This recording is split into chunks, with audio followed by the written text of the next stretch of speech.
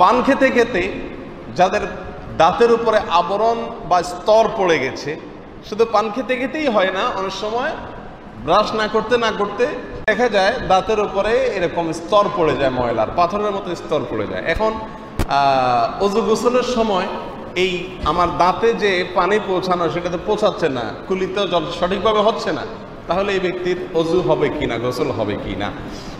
একইভাবে সংশ্লিষ্ট আরেকটি প্রশ্ন চলে আসে, দাঁত যখন ফিলিং করা হয় অথবা রুট কানাল করা হয় তখনও এক ধরনের আবরণ তৈরি হয়, তাতে অজু হবে কিনা। উত্তর হলো এই সকল অবস্থাতে অজু হয়ে যাবে এবং সকল অবস্থাতে গোসল হয়ে যাবে। প্রথমত অজুতে আপনার মুখে কুলি করা এটা ফরজই না, সুন্নাত। তো সুন্নাত না হলেও কি হয়ে যায়, অজু হয়ে যায়, এটা হলো প্রথম কথা।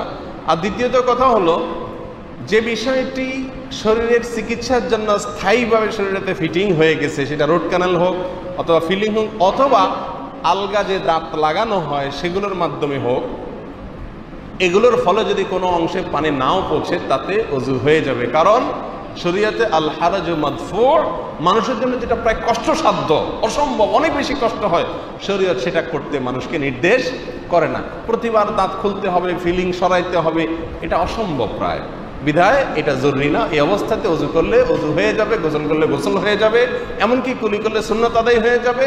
এ ব্যাপারে সারা দুনিয়ার সমস্ত উলামা একরাম একমত, কারো কোনো দ্বিমত নাই।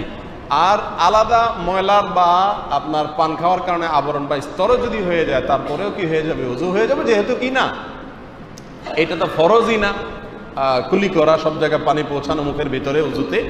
আর দ্বিতীয়ত এটা ওই সংশ্লিষ্ট অঙ্গের অংশ হয়ে যায়, বিধায় এটার ফলে অজু এবং গোসলে কোনো সমস্যা হবে না, অজু গোসল হয়ে যাবে ইনশাআল্লাহ।